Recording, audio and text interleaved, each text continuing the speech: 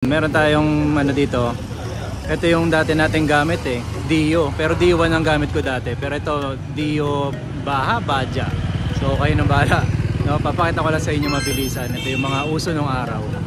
Hanggang ngayon, mas mahal siya ngayon. So yun, ito.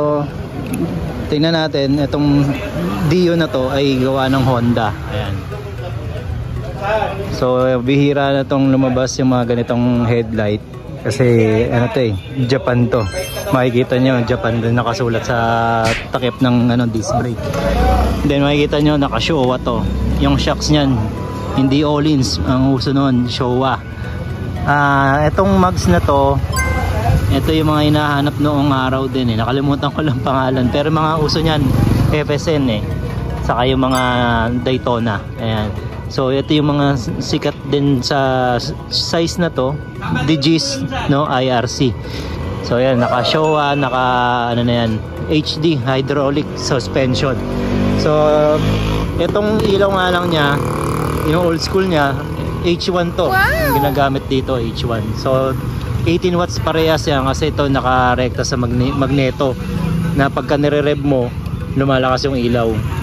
So maganda dyan. Kaya po 18 watts lang yan kasi yung distribution ng kuryente, no. So ito ay Japan, no. Normally ano to yung mga Japan surplus na malabas. So yun, tingnan natin kung ano. Ito yung may pocket, no. Subukan natin pa andarin. Ayan, no. No, may ilaw pa. So pati yung fuel gauge niya gumagana pa. Ayan. So tignan natin kung aandar pa ng push start, no. Ayun, umaandar siya. Oh, tahimik ng makina. Ayan, no.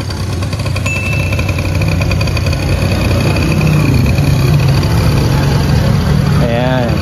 Nung araw puro talayib ang ginagamit dito. So ito, pakita ko sa inyo yung yung ilaw niya.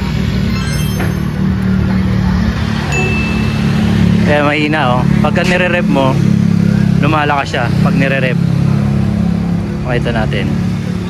Ayan. So ayan yung niya. Naka always on yan. High na. Ayan yung high. So busina. Ayan, signal light. Ayan, gumagana lahat. Napakasariwa nitong unit na to.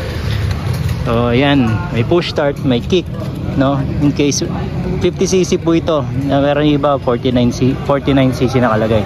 So carburetor niya, kung di ako nagkakamali, kay Hinto or Mikuni, Oko, yan po yan. Oko is Taiwan. So ito po ay Dio 2 makina. Pagka makikita nyo po yan pag mataba, pag ito busog, Dio 2 po yan. Yung Dio 1 mas payat siya. Then yung mga makina na to, pagka meron ditong nakausli, yun, may makina kasi na Taiwan, Dio Taiwan. So ito Japan to. So drum brake lang po yung kanyang likod. Na-adjust lang po yung kable niyan dito. Yan, drum brake. So air filter na pinapalitan din ng na hotdog, no, nung araw. Pero ito mas maganda na po yung stock na ganyan. And then ito nilagyan niya lang ng carrier, pero tingin ko nakuha niya stock na to. So 2-stroke, ayan po yung mags niya, kita nyo, gold, no. Hindi ko mabasa, nakalimutan ko na kasi ito kung ano nga bang brand to. So yan, 2-stroke. Kapag 2-stroke po, mausok, na mas mausok, mas maganda yung mas maganda yung para sa makina niya, yung 2-stroke, malangis, mausok. So ito yung nilalagyan ng mga langis na mababango So nung araw, Castrol Power 1, yan po yung ginagamit, no. Napakamahal na motor. Then yung makina nito, ito lang, yung spark plug, ayan lang po, no. So yun po yung shocks, isa lang yan. So nandito yung side niyan, yung tuti, dito kinakargaan yan. Ayan. So itong tambucho na to, pag ito napupuno po ng langis, kinakatay lang po yan, kinakarbon. So pagka nakarbon yan, ayos na naman yan. So ito yung niya, model Dio X Baja XR. Ayan. So buksan lang natin. Saan nga ba to? Nakalimutan ko na yun. So yan dito. Ayan yung Honda, sariwa pa. Napakasariwa. So ayan ang compartment yan. Ganyan po kalalim yan. Kaya ang ganda po nitong ano, gamitin noon.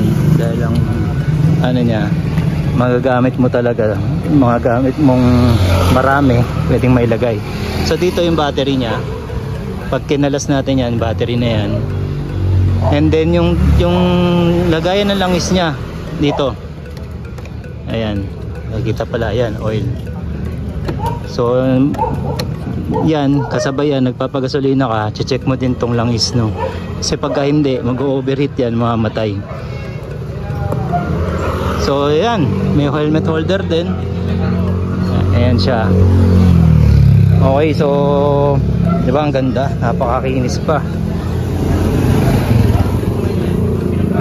So yung araw, talagang tagal na yun anong araw. Ito po yung mga kinakarga na ginagawang 90cc. Ay nako, lintik ang liksi din nito.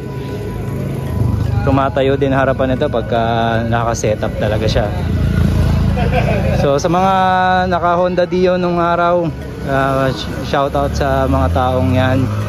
Alam na natin, yung mga nakongolekta rin po nito. O di shoutout natin si Hero Moto.